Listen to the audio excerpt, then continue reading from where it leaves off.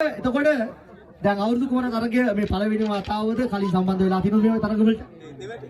මේ පළවෙනි වතාව. right. ඒ ඩෙල්ලිය සිද්ධාර්ථ කියන්න මචං. right.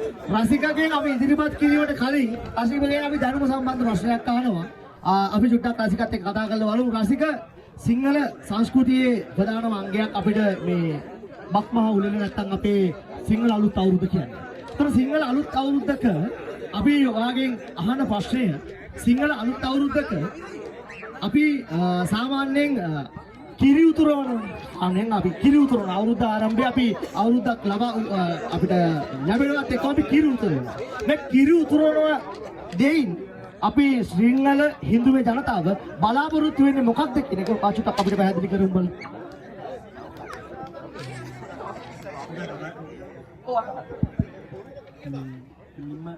මේ කතා කරගන්න ඕනේ මොකද මේ සමයදල ඉන්නේ ඉඳලා මම හිතන විදිහට මම ඒ කිරි උතුරන එකෙන් බලාපොරොත්තු වෙන්නේ ඒ කියන්නේ මුළු රටටම කිරි තිරලා කියන්නේ හිතේ දුරක් නැතුව සතුටින් ඒ අවුරුද්ද පුරාම ගත කරන්න පුළුවන් වෙනවා කියලා ප්‍රාර්ථනා කරන්නේ තමයි ඉතින් හිතන්නේ මම හිතන විදිහට කිරිතුර නිවැරදි මොකද කිරිතුරුවීමෙන් අපි බලාපොරොත්තු වෙන්නේ වසර පුරාම ශාස්ත්‍රීයත්වයේ සෞභාග්‍ය සහ සිටේ සියලුම පැතුම් ඉෂ්ට සිද්ධ වීම කියන කාරණාව තමයි අපි බලාපොරොත්තු වෙන්නේ. ඉතින් පිළිතුර හොඳයි.